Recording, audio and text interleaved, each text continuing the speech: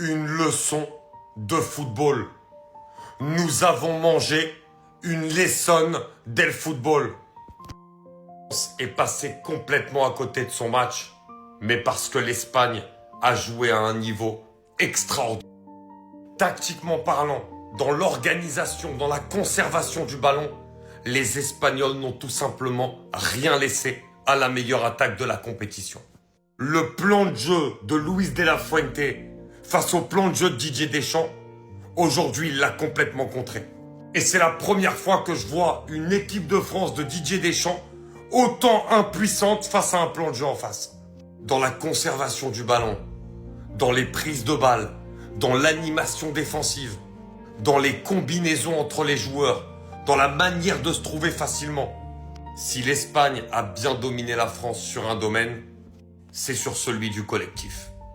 Parce que très clairement, le collectif espagnol était bien plus huilé que le collectif français. Et au-delà de la très grande performance des Espagnols, les Français sont passés totalement à côté. On a très clairement vu une équipe qui avait vraiment la niaque d'aller en finale et une autre qui l'avait pas malheureusement sur cette rencontre. J'ai trouvé les Français beaucoup trop lents, mettre beaucoup moins d'impact que les Espagnols, un sentiment de pas avoir réellement envie d'aller jouer cette finale. Et c'est désastreux tant la France était favori et tant la France paraissait être la meilleure équipe de la compétition depuis le début. Je suis dégoûté pour les Bleus, mais les Espagnols ont tout simplement été plus forts. Une leçon d'humilité, une leçon de football et surtout une leçon de respect.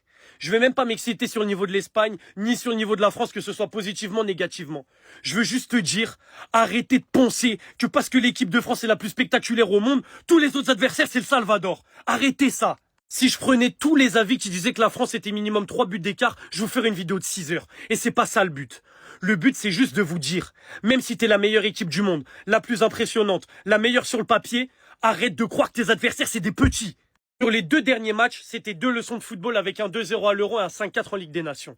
Ça a dit ouais, mais c'était pas la bonne défense. Ouais, mais à l'Euro, Mbappé jouait sous masque. Ouais, mais là, c'est la meilleure équipe de France. L'Espagne, ils sont gays, ils sont surcotés, ça va les éteindre. Est-ce que maintenant, vous serez humble sur les prochaines compétitions ou vous allez continuer comme ça, vous retiendrez pas les leçons? Je demande simplement. Aujourd'hui, on va pas se mentir, la performance de l'équipe de France, elle est à vomir. Et on devrait les dézinguer. Ouais, c'est une dinguerie ce que vous avez fait. C'est pas normal d'aborder un match pareil avec si peu de conviction. Et ça, c'est une réalité. Mais maintenant, quand t'as une équipe en face qui neutralise aussi bien ses adversaires, qui maîtrise aussi bien le tempo, qui prend aussi peu de buts, un but encaissé, ils sont en finale de Coupe du Monde. Je sais pas si vous vous rendez compte. Donc maintenant, s'il vous plaît, soyez humbles. Évitez de porter l'œil, évitez de trop parler, on va fouetter, la Coupe du Monde elle est gagnée, etc. Ça marche pas comme ça le football. Le football, c'est chacun essaye d'imposer son jeu, et si ton adversaire il a un jeu moins impressionnant que toi, tu le sous-estimes pas. Sinon ça peut très vite finir comme ça, et on est bien plus proche du 3-0 que du 2-1. Maintenant je suis hyper content de la performance de l'Espagne. Je ferai une vidéo sûrement spéciale là-dessus. Merci pour cette finale de Coupe du Monde, on est à un match que je chiale toutes les larmes de mon corps. Faites pas les cons. Mais la performance de ce soir, ça a été une grande leçon pour beaucoup de Français, je pense. Ryan, le premier coup dur du match, ça a été le pénalty concédé par Lucas Digne. Comment il se sentait à la mi-temps, à la fin du match? Tu penses que je vais te répondre quoi? Il pleurait, on l'a mis la tête dedans? Non, c'est des faits de jeu, c'est le football. Bonjour Ryan, à titre personnel, est-ce que tu aurais aimé entrer en jeu plus tôt? À ton avis? Oui. Merci, au revoir.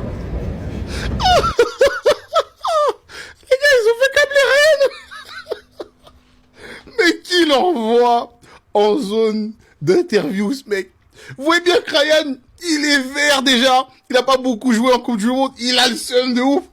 Vous venez lui mettre face à des journalistes qui vont lui poser des questions qui vont l'énerver. Pourquoi vous envoyez Ryan à l'abattoir? Vous savez très bien qu'il est tendu ce mec. Il sait pas faire semblant. Et il a câblé, on dirait. Lui là, il se dit on va lui poser des questions intéressantes. Et on lui pose des questions de trou de balle. Il veut le génie, quoi. Comme ça, tu me demandes Lucas Digne, tu me demandes si je voulais jouer. Non, je voulais pas jouer. Et Ryan. Franchement, maintenant, j'aimerais qu'on prenne 1 minute pour parler de ce petit qui est en train de devenir très grand. Champion d'Europe à l'âge de 17 ans à peine. Il risque de devenir champion du monde à 19 ans à peine. Est-ce qu'on se rend compte de ce qu'il est en train de réaliser? 2e au Ballon d'Or la saison dernière. Et là, il est en train de s'hisser parmi les plus grands de ce monde. Il y avait R9 qui avait fait un très très bon début de carrière. Là, il y a Lamine Yamal. Lamine Yamal, là, il est en pleine balle, il est en pleine route. Ce qu'il est en train de proposer, c'est une montée en puissance. Mais s'il marque un doublé en Coupe du Monde à la Zidane, qu'est-ce que vous voulez qu'on dise après? Le petit, il est en train de faire du sale. Je vous le dis, dans sa carrière, il est en train de faire des choses. S'il ne fait pas le bête, là où Neymar a échoué, Lamine Yamal, avec son style, avec son trash talk, avec son assurance, avec sa fraîcheur, il va peut-être réussir. Parce que moi, je vous le dis, hein, s'il gagne la Coupe du Monde, on pourra nous dire oui, c'est peut-être pas lui le meilleur joueur espagnol, etc. Malgré tout, ça reste un attaquant, ça reste un mec qui a distribué des passes D, qui a marqué dans le tournoi, qui a été MVP. Donc ça va jouer. Il sera déjà le meilleur jeune de cette Coupe du Monde. Dites-moi ce que vous en pensez. Est-ce qu'on est en train de s'enflammer sur le cas Lamine Yamal ou vraiment c'est du concret? Là, il est en train de rentrer parmi les plus grands. C'est quand même affolant, il faut en parler. Et franchement, je respecte ce qu'il fait parce qu'il ouvre grand sa bouche. Au final, ça passe. Il a bien défendu ce soir, par exemple. Quand je vous dis que Dani Olmo au Barça il se fout de notre gueule et que je parle mal de lui, vous voulez pas comprendre. Est-ce que là vous avez compris? Vous voyez à quel point il se fout de notre gueule? Est-ce que vous voyez ce que Dani Olmo il a apporté au Barça sur 2 saisons? Est-ce que vous voyez ce que Dani Olmo il a apporté à l'Espagne à l'Euro? Est-ce qu'il apporte à l'Espagne en Coupe du Monde? Il se fout littéralement de nous. Avec l'Espagne, c'est le maître du jeu. Lui qui n'était pas parti pour être titulaire de base, il a gagné sa place. Et là maintenant il met tout le monde sur le banc. Personne. Même Pedri il est derrière lui. Alors que de base durant l'Euro, De La Fuente il jouait Pedri 10. Il n'y a pas Colmo. C'est normal que tu termines sur le banc Pedri. Regardez juste le match qu'a envoyé Fabien Ruiz. Regardez juste son match. Toujours placé au bon endroit, au bon moment, en anticipant les passes dans son dos. Alors qu'on sait tous très bien que si ça passe, derrière c'est Mbappé, Olysée, Dembélé, Barcola. Une équipe qui a joué sans complexe, qui nous a dunké dessus au milieu de terrain. L'attaque de France nous a fait oublier à quel point on avait des problèmes au mitard. C'est un retour à la réalité. La montée en puissance de Rodri, durant ce mondial, faut juste applaudir et rire. Et le pire sur le banc, ils ont du Pedri, ils ont du Gavi. Même Pedri, quand il rentre, il fait son match. Franchement, chapeau. Chapeau. Sinon, vous les gars, vous en pensez quoi? Ramenez-vous sur que la personne s'ennuie. Petit insolent, ce petit effronté. Mais qu'est-ce qu'on peut dire? À part dire, il a parlé, il a assumé. Parce que c'est bien beau quand il fait ces stories-là et il assume pas derrière, on lui tombe dessus, on est tous à lui pointer le doigt dessus. Mais aujourd'hui, il a parlé, il a assumé. Parce que certains, ils vont banaliser son match. Ils vont dire, ouais, mais il a pas marqué, il a pas fait de passe décisive. Aujourd'hui, le premier qui met le grain de sable, le premier grain de sable dans la machine, c'est qui? C'est lui.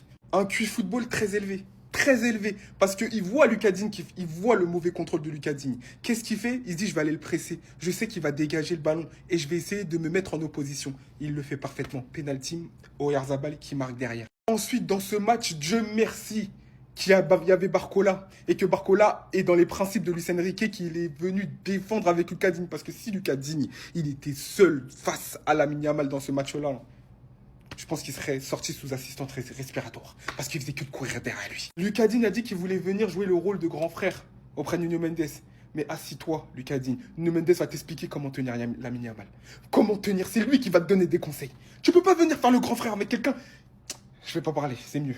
Bref, en tout cas, ce petit-là, je sais pas où il va s'arrêter. À 19 ans, il a l'occasion de faire Euro plus Coupe du Monde. À 19 ans, de finir le jeu de la sélection, en fait. Il a parlé avant le match, il a mis des stories, il a fait le divertissement, il a assumé. Les gars, dans la vie, il faut savoir être juste, il faut savoir reconnaître la vérité. Que vous aimez ou pas Lamine Yamal, vous êtes obligé de dire que ce soir, il a assumé. Parce que le pressing qu'il allait se manger si l'Espagne était éliminée et qu'il sortait une bouse sur le terrain, s'il faisait un mauvais match, il y avait tout le monde sur ses côtes. Mais ce soir, Lamine Yamal, il a été au rendez-vous, les gars. Franchement, il a pas fait un match exceptionnel, mais il vient provoquer un penalty qui va donner le 1-0 pour l'Espagne. Dans le jeu, il était parfois très bon, la bonne passe au bon moment, vision de jeu, ça allait très vite. Il a même marqué un but, mais malheureusement pour lui, le but, il était hors jeu. Mais d'ailleurs, pour vous, je sais pas s'il y a hors jeu ou pas, parce que sur cette action, on dirait pas qu'il est hors jeu, je vous laisse me dire en commentaire. Mais voilà, les gars, il faut savoir assumer. Lamine Yamal aujourd'hui a parlé et Lamine Yamal a assumé. Il est en finale de la Coupe du Monde. Je sais pas si vous vous rendez compte, l'Espagne est en finale de la Coupe du Monde. Et pourtant, Yamal, tout le monde le sait, il fait pas un mondial extraordinaire. Mais par contre, c'est de mieux en mieux. Vraiment, les matchs, c'est de mieux en mieux. Et vraiment, s'il fait une grosse finale de Coupe du Monde et il la gagne, j'ai bien peur pour les haters de Yamal qui prennent un ballon d'or. Je vous laisse me dire en commentaire ce que vous avez pensé de son match. S'il vous plaît, est-ce qu'il a menti au final? Il a parlé avant le match, il a assumé. Si la France doit craindre quelqu'un, c'est nous. C'est nous qui les avons éliminés la dernière fois. C'est une dinguerie. Il n'a pas été exceptionnel aujourd'hui, hein. Faut dire les termes, hein. Il n'a pas été le Lamine Yamal qui dribble énormément de défenseurs comme à son habitude. C'est lui qui obtient le penalty. C'est le fait de match qui tue le match au final. Ce qu'on demande à des grands joueurs, c'est d'être présent au moment opportun.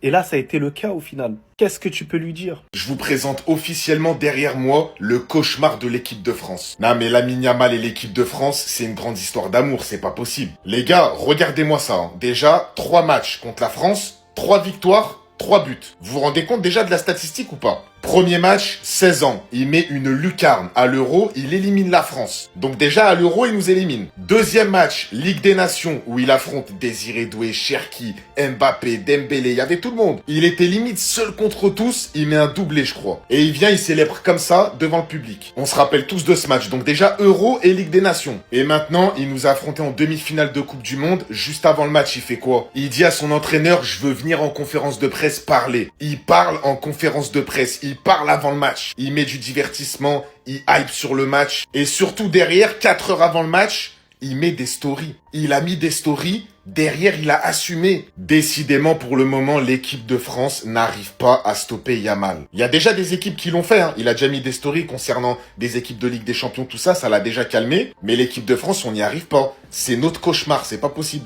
Et le pire, c'est que normalement, il met des stories, il hype le match, il est là, il parle normalement, mais on devrait même pas le laisser passer. Mais non, 3 matchs, 3 victoires, 3 buts. Ah les gars, ça y est.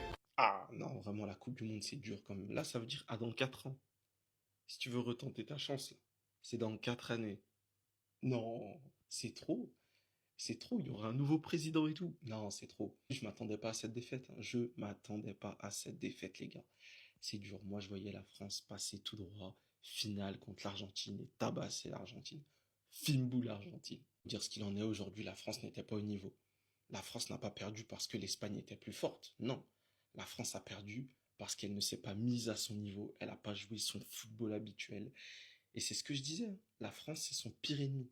Si la France perd, c'est à cause d'elle-même. C'est pas parce qu'elle est tombée sur une équipe plus forte. Parce que je vous jure qu'il n'y a pas une équipe qui est plus forte que la France, qui a plus de potentiel que la France. Il n'y a pas actuellement.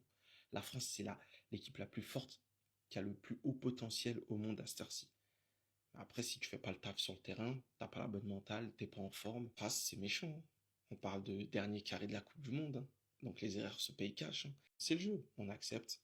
Et dans 4 ans, waouh, j'espère qu'on sera encore en vie. Les Français ne venaient plus jamais parler de l'Argentine. Fermez vos bouches maintenant. Fermez vos bouches et commencez à dire « Heureusement que l'arbitre a pas mis carton rouge ici, les gars. » Ça avait été l'Argentine, ça aurait été un scandale. Ouais, ça aurait pas été normal, l'Argentine contre la FIFA.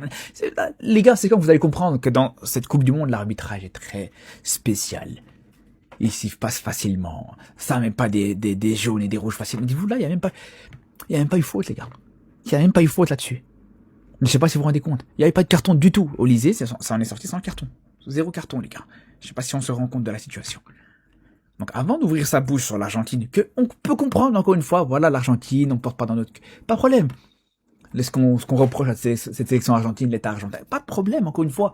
Mais arrêtez de mélanger et de crier au complotisme, tout ça. Parce que si là, Olysée se prend un carton rouge, l'histoire elle est différente. Hein. Ah, croyez-moi bien que franchement là, la France peut remercier l'arbitrage, peut remercier la FIFA, parce que ça aurait été une toute autre histoire, une histoire complètement différente, c'est sûr et certain. Vous allez me prendre pour un fou, hein. Mais pour moi, le tournant du match, c'est même pas ça. Hein. C'est pas Lucas Digne qui allume Lamine Yamal, même si ça a mis l'équipe de France dans de sales draps. Pareil, c'est pas la blessure de Saliba, parce que oui, c'est vrai que Saliba, on sait que c'est un pilier de la défense avec Upamecano. D'ailleurs, on voit la réaction d'Upamecano. Il sait que la sortie Saliba, ça va faire du mal à l'équipe de France. C'est pas ça. C'est pas le choix d'avoir mis Manu Koné sur le banc au profit de Tchouaméni. Voilà, même si j'aurais préféré que Tchouaméni reste sur le banc. Parce qu'il revenait de blessure, il n'était pas à 100%. Et tu le sentais, il redescendait beaucoup en défense, etc. Pour moi, le vrai tournant du match, c'est ce carton jaune reçu par Rabiot à la 8e minute, les gars. Parce qu'il faut dire les termes. Le seul joueur qui était au diapason, qui était au niveau dans cette première période, c'est Adrien Rabiot. Défensivement, il était impeccable. Quand il avait le ballon, il était irréprochable. Et il nous permettait de respirer au milieu de terrain parce que la dictature qu'a imposée par la suite, après ce carton, après le ballon d'or, là, Rodri, parce que dans ce match-là, on peut l'appeler ballon d'or, j'ai pas peur de le dire, c'était hard. C'était hard. Et Rabiot, en fait, ce carton jaune nous a tués. Parce que après Rabiot, il sort. Manu Koné, il rentre avec Tchouaméni. On l'a vu, on n'a pas senti une compatibilité entre les deux. Parce qu'on sait que quand les Espagnols commencent à gagner la bataille du milieu de terrain, oubliez le match. Hein. Rentrez chez vous, c'est mieux. Allez faire un paddle tranquillement. Parce que quand ils ont le contrôle du milieu de terrain, c'est mort. Et c'était le seul joueur qui, dans ce match-là, on a senti qu'il pouvait confronter cette domination espagnole au milieu de terrain.